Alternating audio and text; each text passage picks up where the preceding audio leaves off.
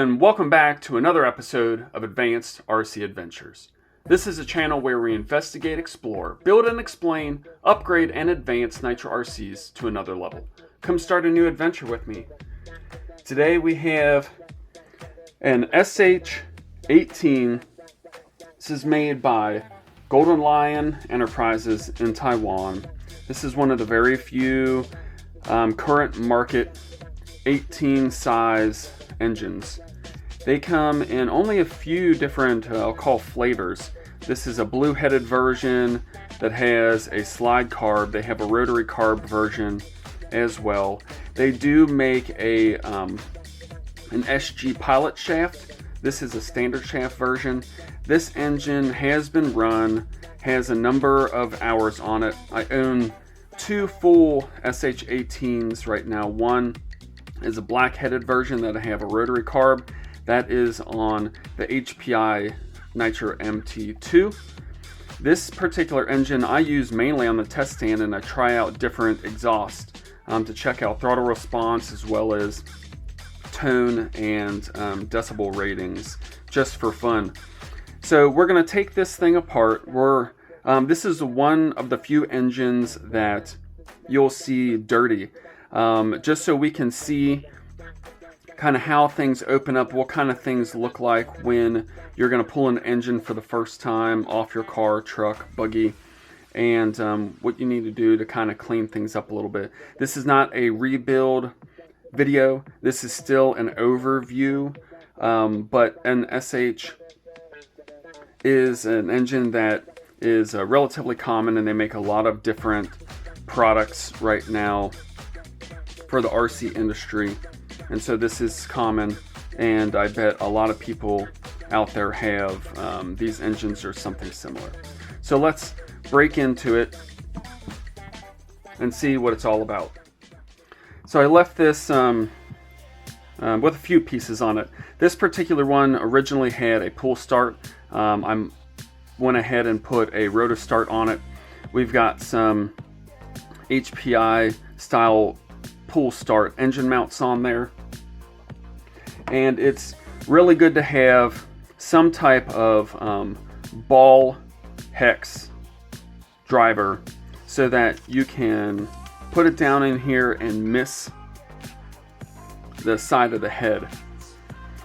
Now these particular ones are not Loctited in because it just lives on the test stand, but normally I would use blue Loctite on these engine mount bolts. But these are M3 bolts with a 2.5 millimeter hex. This is the standard HPI pull start engine mount that lived on a lot of HPI cars and trucks. It's a relatively standard M3 bolt.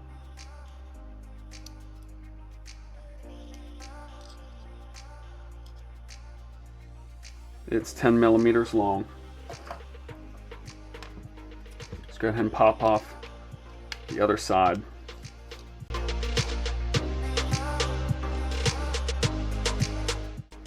And once we get the engine mounts off, we'll go ahead through our normal kind of breakdown procedure. We're going to take off the Roto start and the back plate. Take a look at that as well for you. Take off the carb and go from there. This uses a traditional 6 millimeter pinch bolt, so let's pop that off. Take a quick look-see at the slide carb. Uses a relatively standard butyl O-ring on the bottom portion of the carb. This is a slide 2 needle. Here's our low speed, here's our high speed. This has a 6.5 millimeter barrel down inside, so it's relatively big for a small block, but pretty common for an 18 size. And it does have a slight taper bore down in there. And if you're curious, I like to use these black hair bands, which I think are rubber. They're not silicone. I've tried different silicone versions and they do not last very long. I don't know if it's because of the heat, because of the fuel, because of the oil, whatever the case is, but the silicone bands, hair bands, do not work, but these black ones actually work pretty well. They still wear out, but they're extremely inexpensive and a great way to have a slide return on your car, and they're easily adjustable in a sense that you can add 1, 2, 3, 4, whatever you feel is needed, and they're inexpensive. So if one breaks or if you want to be preventative and replace some by yourself, extremely inexpensive, and just put some more on, some fresh ones, and go on your way.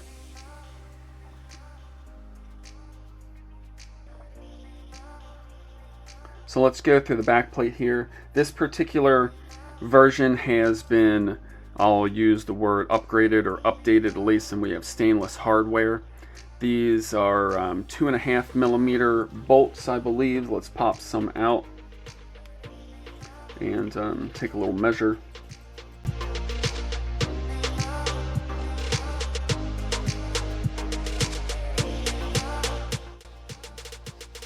So it takes 3 of the bolts to put it on, attach it to the back plate here. There's no 4th bolt there on that top flange. Let's pop out one of these bolts and just do a quick measure for folks that are interested.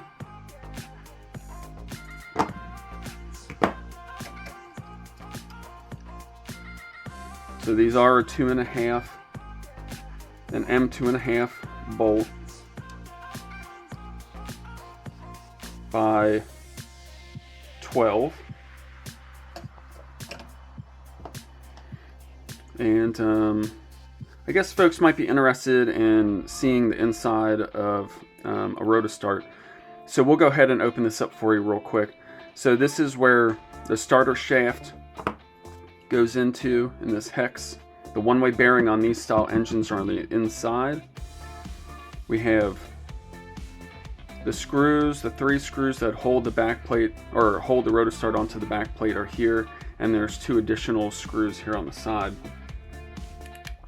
that help hold the case together.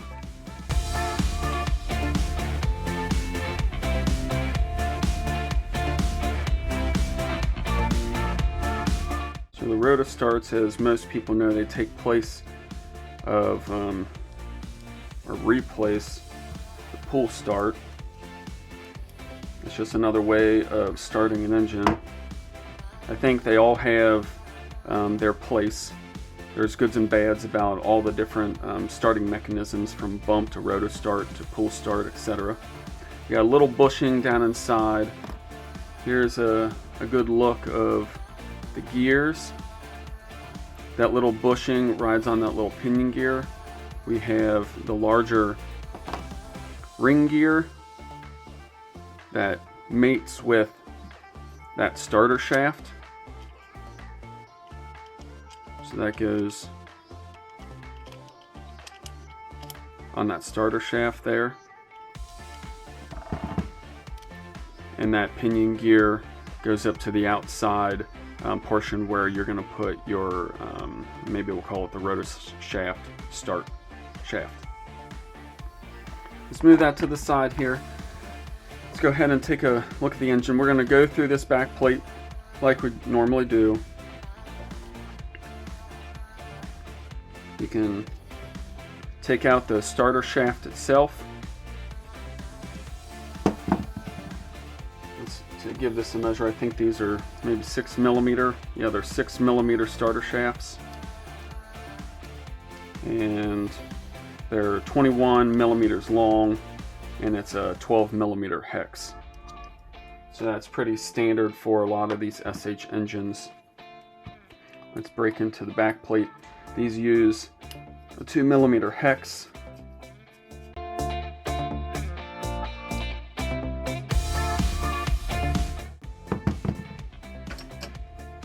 These should be an M2.5, which they are. M2.5.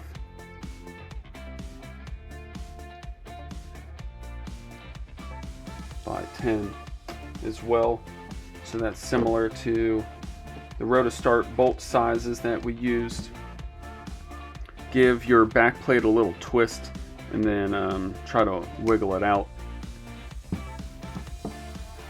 So here's the inside of the back plate. We have a standard butyl O-ring. We've got a cutout here for the piston, so that designates or denotes the top of the back plate. Here's our one-way bearing. So that one-way bearing sits down inside that back plate just like this. We've got 2 notches. Those notches mate up with inside. And we have that little starter shaft going onto the rod. Some of them are spring loaded and the pin comes out, some are not. This particular one I think is machined in. So you can see down inside of there, this engine has still some really nice compression. So let's pop off this head and keep on going.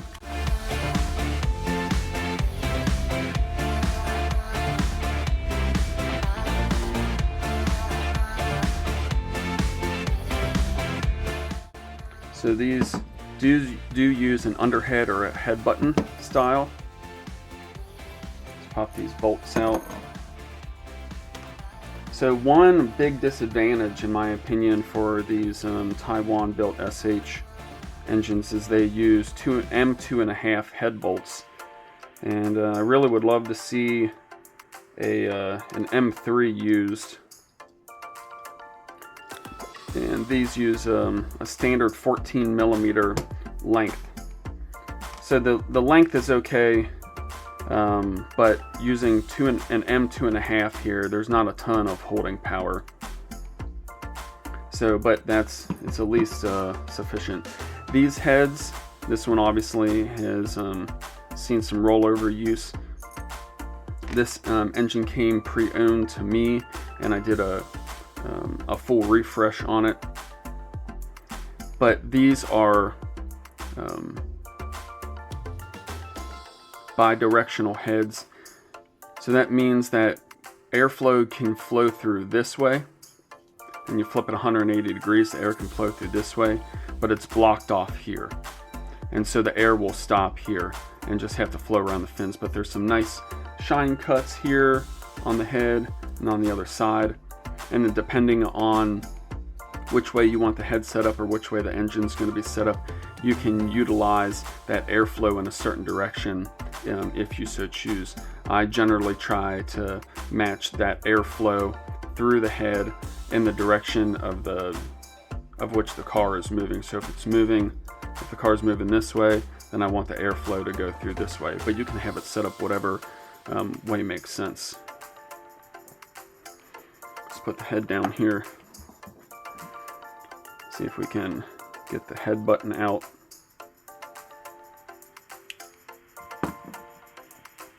Right now I have a standard length OS number 8 medium plug in there, and I don't know if you can see it on camera or not, but it sits right down at the bottom of that compression bowl where it should be. I think you might be able to get away with an LC3, like a long plug as well, but I've been using these standard length OS plugs in these SH engines, and they work really well. So we've got one copper gasket on the head button,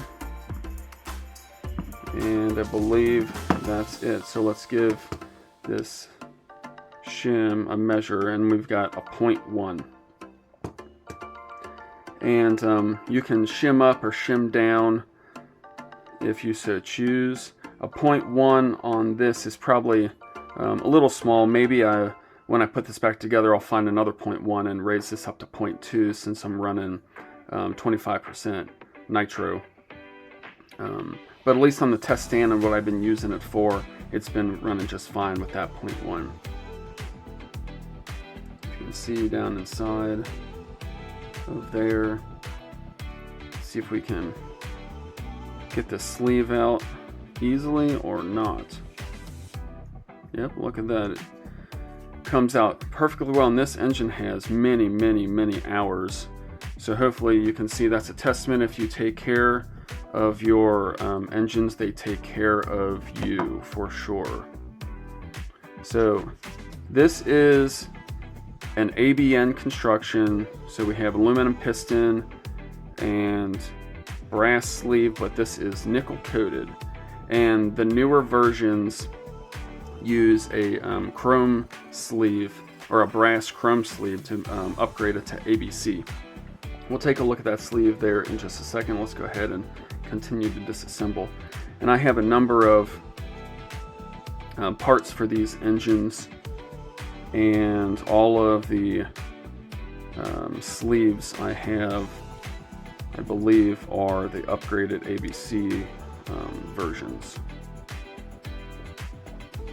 with those static pins inside for that on that rod journal. A lot of them come with that spring and pin can come out. It makes that rod come out a little bit easier. But these are a little bit more fiddly because that pin stays on. So this is a nice big piston.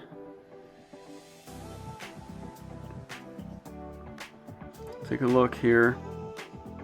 Got a nice skirt cutout here. This is a captured wrist pin. It's got a hole, but it's actually got a stop here without a clip, and we have one clip here. And it's a pretty nice connecting rod. This is a billet connecting rod, a decent knife edge. Got a nice groove with a oil hole down below. Has a brass sleeve and chamfer, and it does look like it's been ground there for the back plate. The machining on the rod is not perfectly smooth, but it is a nice, decent rod. And it looks like the piston itself is cast and then later machined.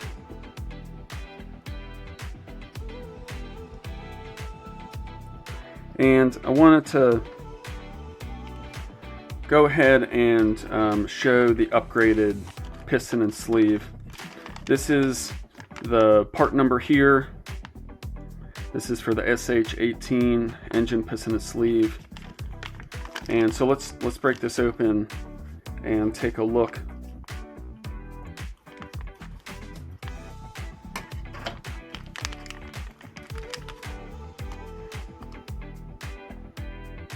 So you can notice now this is all brass. It's got chrome lining. It's a pretty nice looking sleeve. The same skirt cutout. This has 2 oil grooves on the piston itself. This is still a cast piston that's been later machined. The original piston has 2 oil grooves as well, and it's it's all the same. You don't use a clip on that side, but you do use a wrist pin clip on this side. But you can see the difference here between the brass ABC construction and the nickel coating on here, and it looks like the sleeves are the same. So just for clarity on the video, let's take a look at the sleeve here. We have it's a nice big rectangular exhaust port. Nothing special about that whatsoever. We've got an indicator for direction. We've got 2 small milled divots to denote the exhaust here. Let's look at the boost port. Nice big boost port for sure, and the bevel and the chrome is even on that bevel as well, which is nice. And then over to the transfer ports, almost no beveling whatsoever. It's just an in-out port, but it is nice and big. Same thing on the other transfer port. So there's no flare here. This is a relatively inexpensive engine to begin with. So they have ports that effectively allow flow in and out, and that work. But at least this is a nice upgrade for when this engine needs to be rebuilt to go to an ABC construction. So for now, we'll put that piston back down inside of there. The same here on the original nickel coated. There's our exhaust, here's our boost port, and the transfer ports are effectively the same. So going back, let's get this crank out and take a look at the block. So if your little trick, if your collet is on here, a lot of people attack these in a lot of different ways. But these brass collets have an expansion groove, or whatever you want to call it. And a lot of times you can take a small flathead screwdriver and you can put that down inside of there and give it a little twist, and it helps you open up the collet and releasing from the shaft, and then you can kind of wiggle it off. And once you get it started, you can use your flathead screwdriver or your fingers and pop that collet the rest of the way off that shaft. That's just a simple little trick. It's easy to know it afterward, but a lot of times that collet can get stuck because it is in compression onto that shaft. A lot of people attack it in different ways, and what you don't want to do is mark up the surface of that brass collet. You want to keep that nice and smooth so it can go onto the flywheel. And then this has a spacer on the back. Just depends on how you need your bell to interact with mesh. So this is a 0.8 thickness. So it's a 7 by, looks like 11. It says 11 1/4, but I bet the nominal dimensions are 11 by 0.8 thick. And you can get these spacers or washers in different thicknesses, but you just need to have a couple different spares or styles so that you can shim that flywheel forward or backward as you need to help with mesh. So let's see if we can get this crank out so we can take a look. Bring our push block in.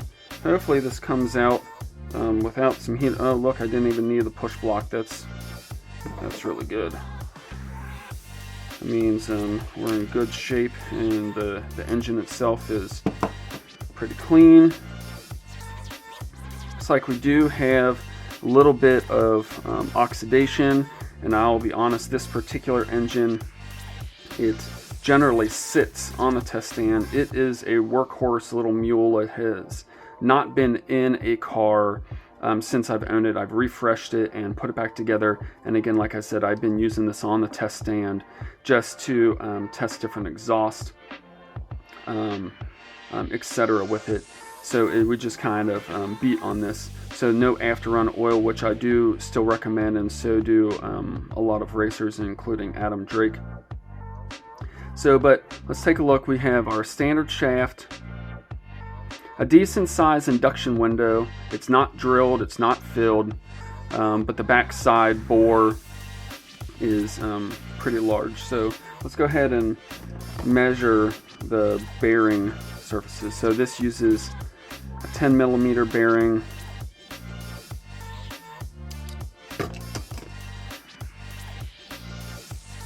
It's like it uses a 10 millimeter on the back, and then uses a 7 millimeter ID bearing for the front.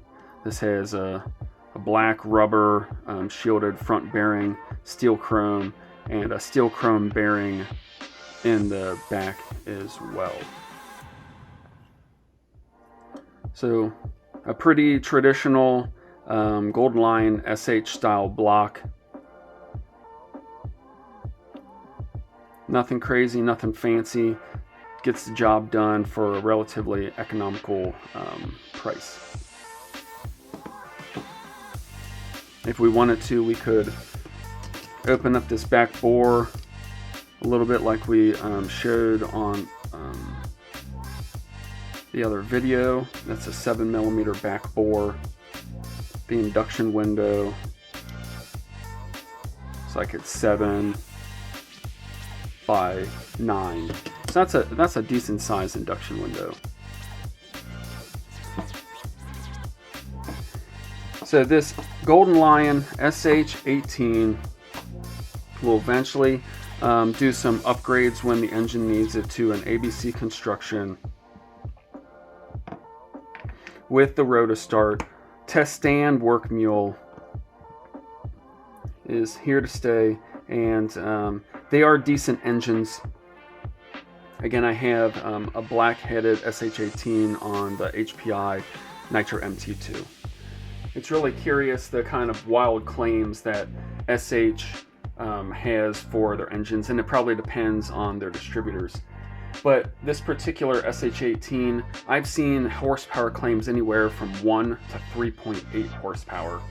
And interesting enough, the website claims that it's only a 2.74 cc engine, but we know from measuring it that it's actually, to be more specific, it's 2.9 cc, or rounded up to a 3.0 engine, which is what it's commonly referred to as an 18 size small block. So should always be careful on what manufacturers claim, and you definitely, the only way to kind of compare things is buy an engine, take a look at it for yourself, put it inside of a car or truck, and give it a whirl and see what you think. So feel free to like, share, and subscribe if you like these engine overviews at Advanced RC Adventures. And if you like anything 10 scale, nitro, and especially touring cars, then this is the place to be. So thanks for taking the adventure with me.